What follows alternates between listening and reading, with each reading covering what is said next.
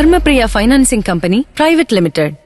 തദ്ദേശ സ്വയംഭരണ തെരഞ്ഞെടുപ്പ് നടക്കുന്ന ജില്ലയിലെ 3054 ബൂത്തുകളിൽ 284 എണ്ണം പ്രശ്നബാധിത ബൂത്തുകളായി കണ്ടെത്തി.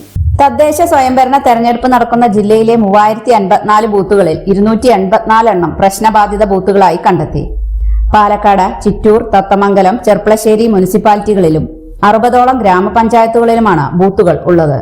രാഷ്ട്രീയ കക്ഷികൾ തമ്മിലുള്ള സംഘർഷങ്ങൾ, സാമുദായിക സംഘർഷങ്ങൾ, അനധികൃത പോളിംഗ് ഏജന്റുമാരുടെ സാന്നിധ്യം, ഒരു പോളിംഗ് ബൂത്തിൽ അമിതമായി വോട്ടർമാർ ഉൾപ്പെടുന്നത് തുടങ്ങിയ കാരണങ്ങളാലാണ് ഇത്തരം ബൂത്തുകളെ പ്രശ്നബാധിത ബൂത്തുകളായി രേഖപ്പെടുത്തിയിട്ടുള്ളത്. മുൻകാല വോട്ടിംഗ് പെരുമാറ്റ രീതികൾ, ഉയർന്ന കുറഞ്ഞ പോളിംഗ് ശതമാനം, ക്രമക്കേടുകളോ ഗുരുതര ലംഘനങ്ങളോ ആരോപിച്ച റീപോളിംഗ് നടത്താൻ ഉത്തരവിട്ട ബൂത്തുകൾ, അക്രമം, ക്രമസമാധാന സംഭവങ്ങൾ, ദുർബല ജനസംഖ്യാ വിഭാഗങ്ങൾ കൂടുതലായുള്ള പ്രദേശങ്ങൾ, ക്രിമിനൽ ഘടകങ്ങളുടെ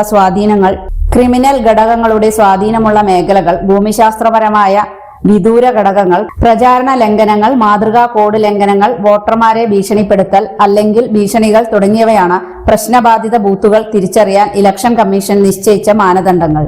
ഇത്തരം പ്രശ്നബാധിതമായ 180 ബൂത്തുകളിൽ സംസ്ഥാന തെരഞ്ഞെടുപ്പ് കമ്മീഷന്റെ നിർദ്ദേശപ്രകാരം വെബ് കാസ്റ്റിംഗ് സംവിധാനം ഒരുക്കും.